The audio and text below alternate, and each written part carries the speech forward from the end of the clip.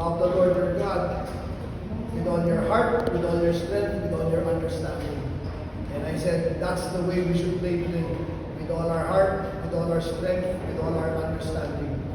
And he said, the second commandment is to love your neighbor as yourself. And so I told the players, that's the way we should play, selfless.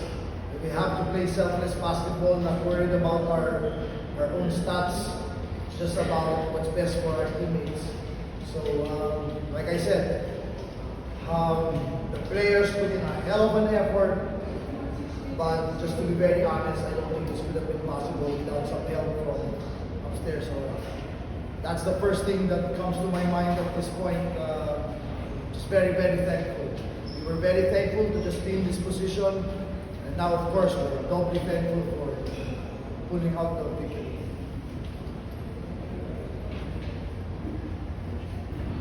Coach, talk about how you survived Justin Gavi's stay and then having a composure and then may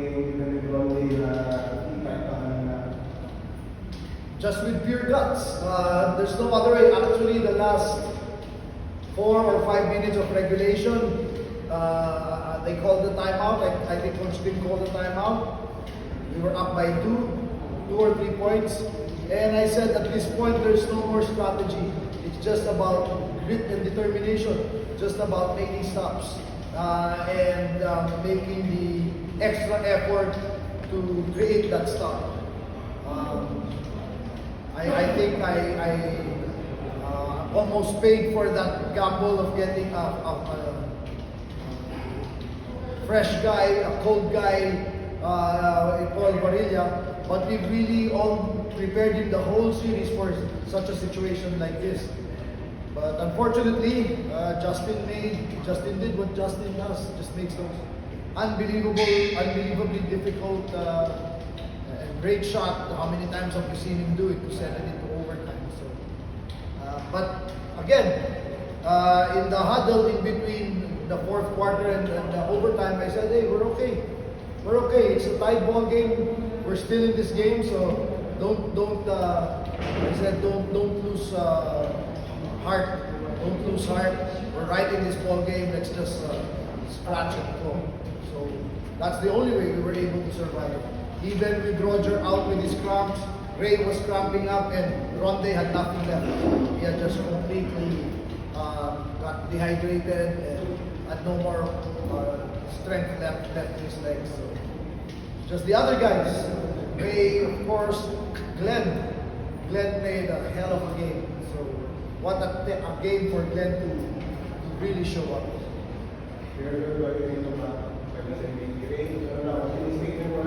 Ayaw ko bitawan na.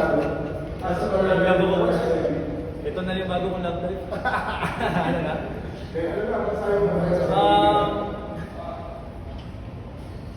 Sobrang blessed kasi yun nga.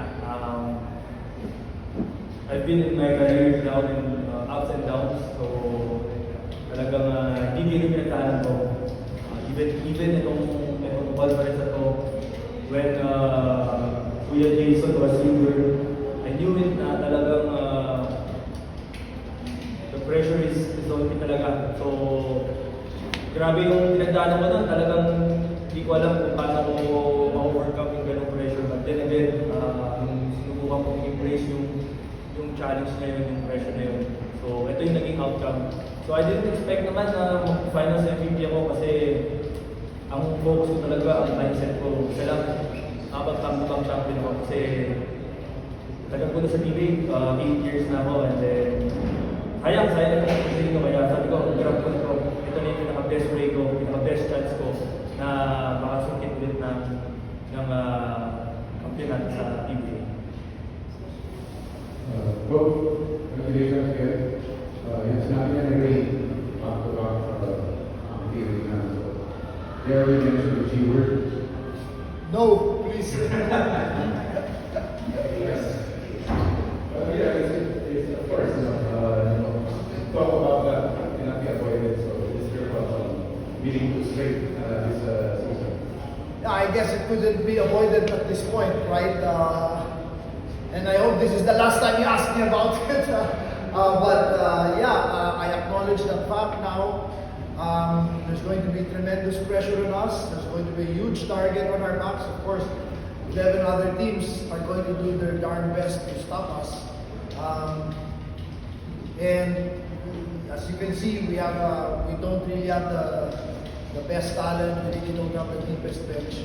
But there's something in our players. They just refuse to quit. So, you know, that's what we're going to take into this next. Excuse me. That's what we're going to bring into this next conference because, you know, when I've learned all through my life that if you work hard, you put yourself in a good chance that good things will happen. It's not a guarantee, but at least you put yourself in a good position. And that's what we've done. With this victory, we have put ourselves in that position. So you can bet that we're going to come out and work even harder and try our best. Not necessarily to capture the Grand Slam, but because there's another tournament, another competition in front of us. That's what we're going to do. Si Ronnie na injured, was this, may was was that, now that the series is not elaborate Ronnie? Yeah, I think that was game 4 of the semis where Ronde pulled his hamstring. So we were really worried without Jason and with Ronde hobbling. We didn't know if we could get to the finals, but fortunately we did. And then in the finals, we're playing a full strength, full force Ginebra squad. Great, well-constructed team, great coaching, and you know Ronde was not 100%, but I think it showed in his numbers. His shooting percentage was really way below his usual. But he helped us in so many other ways, defensively, rebounding, and I think most importantly, the spirit, just his warrior spirit, the mentality that he just absolutely refuses to lose, and it comes all for his teammates. So, yeah, we were, like Ray said, we were battling through so much adversity in the finals. And that's why when we got to here sa Game 7, yun lang usapan namin sa practice, wow, let's enjoy this. We're playing with house money na kasi nobody expected us to be here. Sabi ko, enjoy na lang natin to. There's nothing to lose. We committed to just support each other and stay positive. And we were able to find a way to win 2 games. Was there a point kung paano kayo kwenta si Ronnie? Di ba lang na ba kayo kwenta si Ronnie dahil sa sitwasyon niya? Actually, nandito yung kapatid niya all the time, di ba? Ang problema nung after game 2 or game 3, nagkaroon siya ng offer. Sabi ko, patay tayo dito. So, we had a long talk with Ronnie. Our thinking is, do we get a new guy who we're going to teach everything that we're trying to do? Or we go with a 70-75% guy who knows everything that we already want to do? So we decided that we were really looking, maybe we could fly somebody in. But in the end, we said that we talked to him, and Ronde said, no, I'm going to, he just told me, yeah, just manage my minutes. And sabi niya, if they take out Justin, take me out as well. Which is a miracle kasi never nagpapalakas yun. But that's why you knew that he was, may iniinda talaga siya because he told me that just manage my minutes because he's not 100%. Just talk about Boy, like, when he game mistakes. Today, Yeah, right? today, and then after the games na i-acknowledge na Sarah, nasabi sa effort ni Boy. Amidst those controversies that he was able to step up and deliver to her team. Yeah, a big factor in our team culture is vulnerability. And the willingness and the courage of players to be who they are, to be very self-aware. And Boy showed a lot of vulnerability in telling his teammates before practice of Game 6 that, okay, I need a lot of help, but I promise that's never going to happen again. And you asked me the last game, if I said we didn't even have to say sorry or apologize to me because, you know, ganun kalalim ang relationship namin. For me, the most important thing is for him to take accountability for for his action, and then commit to not repeating it and being a contributory factor to the game. So, yun lang ang importante. Nakakapatay ni Jason kung celebrate ang sinabi niyo sa'yo. Sino? Ni Jason. Nagkatapat ako sa celebration ng sinabi. Yun, kinongrats niya ako pero sabi niya sa akin, sir ko daw to, ganyan, way to step up daw dun sa absence niya. Sabi ko naman sa kanya, and even dun sa interview na it was all about Kuya Jason kasi siya talaga naging mentor ko. Naging extra motivation sa akin yung mga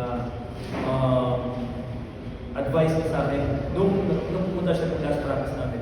Doon talaga nag-spark yung confidence ko lalo.